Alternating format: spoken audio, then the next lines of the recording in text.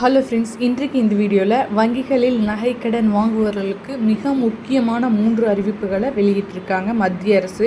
ஏற்கனவே வெளியிட்ட அறிவிப்புகள் நிபந்தனைகள் பலவற்றை தளர்த்தப்பட்டு அனைவரும் ஏற்றுக்கொள்ளும் வகையில் சில அறிவிப்புகளை வெளியிட்டிருக்காங்க. அது என்ன அப்படிங்கிறத இந்த வீடியோவில் டீட்டெயில்டாக பார்க்கலாம். அதில் முக்கியமாக 3 அறிவிப்பு வெளியிட்டிருக்காங்க. அது என்ன அறிவிப்புனா, ஃபஸ்ட்டு ரசீது, தங்க நகை வாங்குவதற்கான ரசீது கொடுத்தால்தான் இனிமேல் தங்க நகைக்கான கடன் கிடைக்கும் அப்படின்னு சொல்லிட்டு அனௌன்ஸ் பண்ணியிருந்தாங்க. இது மக்கள் மத்தியிலேயே பயங்கரமான கடுப்பை ஏற்பட்டிருந்தது.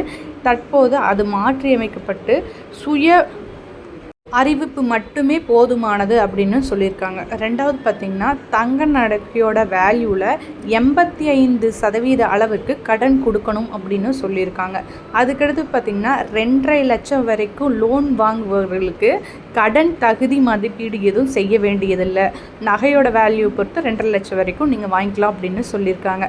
அதே போல் பார்த்திங்கன்னா, இந்த 2.5 லட்சம் லிமிட்குள்ளே வாங்குறவங்களுக்கு இந்த கடன் எதுக்காக வாங்க போகிறாங்க அப்படின்னு சொல்லிட்டு அவங்க பெருசாக யோசிக்க தேவையில்லை அப்படின்னு சொல்லியிருக்காங்க. ஆர்பிஐ இப்போ வெளியிட்டிருக்க இந்த தங்க நகை கடன் பற்றிய முக்கியமான அப்டேட்டில் உங்களுக்கு ஏதாவது டவுட்ஸ் இருந்தால் கமெண்ட்ஸில் லீவ் பண்ணுங்கள்.